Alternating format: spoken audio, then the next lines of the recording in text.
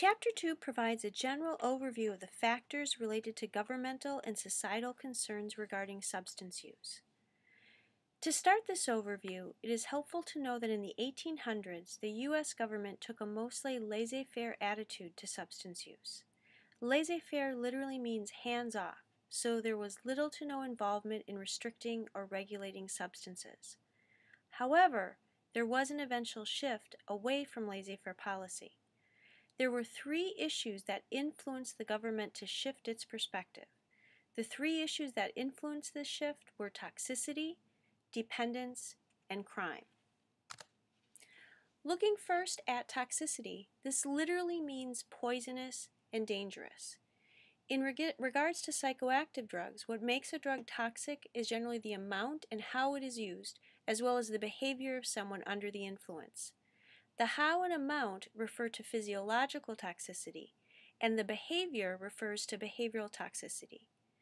With both of these aspects of toxicity, we also look at acute, meaning the present, short-term effects, as well as chronic, meaning the long-term effects from repeated use.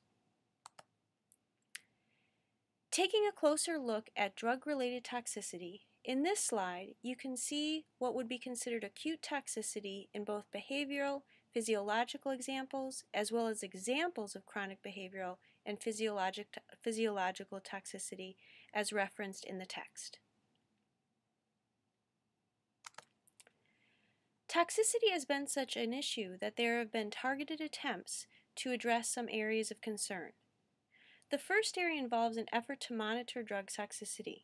The U.S. government established a system to collect data on drug-related emergency room visits. This network, the Drug Abuse Warning Network, or DAWN, has been essential in obtaining information concerning drug-related ER visits, drug-related deaths, and the substances involved in both of these areas. I encourage you to review the table in the text in order to have an idea of the example of DAWN-specific data. Another attempt to address toxicity involves public health concerns specific to injection drug use. In particular, the focus has been on ways to reduce and/or eliminate needle sharing due to the potential of spreading the bloodborne diseases as well as the life-threatening infections outlined in Chapter 2. In an effort to curb this aspect of toxicity and create alternatives to needle sharing, measures such as prohibiting the purchase of needles without a prescription and/or initiating syringe or needle exchange programs have been created. Both of these alternatives to sharing needles are targeted at reducing needle sharing, which can help to reduce the spread of bloodborne diseases and life-threatening infections. The second area to explore is the issue of dependence. But what is this thing called dependence and what does it really mean? This is a term that is used often, but can mean very different things depending on who is using it and the context of the situation. This is one of the terms that is often very misunderstood and/or misused, so it's important to clarify. In addition, it is an important topic in the field because it has undergone some significant review in the treatment field. When we are looking at dependence in the treatment field, we can actually break down dependence into two areas. The first involves physiological responses. One type of a physiological response is tolerance. This refers to how repeated exposure to the same dose of a substance eventually results in a lesser effect. What this can look like is a person who initially needed 2 beers to feel the effects of alcohol, for example to feel tipsy, after time would need more. After time, 2 beers would not produce the same desired effect of feeling tipsy, so this person starts wanting to drink 4, 5, or 6 beers to feel that desired effect. Another type of a physiological response is withdrawal syndrome and what the text refers to as physical dependence. This is how the body reacts when the substance is being eliminated from the body. Symptoms of withdrawal and withdrawal syndromes occur because the body has become accustomed to the presence of the substance in the body. When the substance is being eliminated or is abruptly stopped, the body responds by attempting to compensate for this change.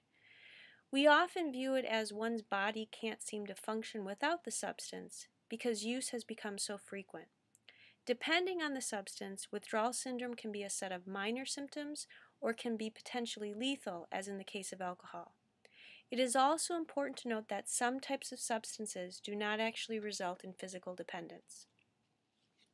The second area of dependence involves a psychological response, or what is commonly referred to as psychological dependence.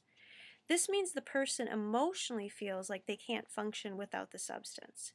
For example, one may not, quote, feel normal without using the substance and may become preoccupied about when they can use the substance and or how to obtain it.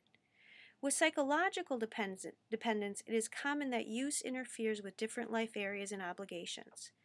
For example, using may become more important than going to work or attending a family function. One may go against their own values to keep using the substance, or one may isolate from others as a way to keep using. Returning to the recent review the term dependence has been given, I'll share some historical background information for those who are interested. This information is just for your general interest, as some enjoy knowing more background information pertaining to this topic. Historically, the term dependence has produced a range of views and perspectives as outlined in the text. Dependence in the treatment field used to relate to a diagnosis one might receive. In the past, diagnosing substance use came from exploring particular patterns and behaviors, and then using the criteria outlined in the text, clients were often given a diagnosis of abuse, which meant a person was starting to experience negative consequences, or dependence, which generally was used to describe those who had lost control with a substance. This criteria came from the manual, which is called the Diagnostic and Statistical Manual of Mental Disorders, or DSM for short, from the American Psychiatric Association. This particular edition, which is shown in the text, which is the DSM-4-TR, was recently updated and replaced with the DSM-5 edition, published in May of 2013. With the DSM-5, the concept of dependence experienced extensive review and revision by the American Psychiatric Association. With the 5th edition, the association reevaluated the concept of physiological dependence and addiction as it pertains to substance-related and addictive disorders. In an attempt to eliminate confusion and misinformation around physiological responses and physical dependence, the consensus from the APA was that the physiological responses someone could experience from use of a substance may not equal or mean that someone has lost control with a substance or developed an addiction. People taking a substance for medical or therapeutic reasons and not showing any other signs of addiction would show normal physiological response depending on the substance being taken, but that would not automatically mean the person was addicted to the substance. The APA stated that the term addiction was more suited to the general idea of someone losing control, as evidenced in a number of ways or symptoms, with a substance. Again, this is just a brief overview of an historically complex and involved topic, and there will be other opportunities to explore this further. Going back to the issues influencing stronger governmental control, the last of the 3 issues is the area of crime. This involves the idea of regulating drugs due to the desire to protect members of society from what are considered to be the quote-unquote costs of society or costs to society. Sometimes there is agreement on examples of these costs, such as deaths and negative impacts on families and communities. However, again, this is an area that can cause strong emotions and beliefs, which can then result in the creation of laws which are not realistic or effective. The text looks at 4 potential ideas pertaining to drugs and crime. The first is that drug use may change a person's personality in a lasting way, creating a quote-unquote criminal type. The second is that people under the influence may commit crimes, for example, robbery, cases of homicide, domestic violence. The third is that crimes may be carried out to obtain money for drugs. And lastly, that illicit drug use is considered a crime. You will have a chance to explore each of these areas, and this idea in general, further in the next assignment.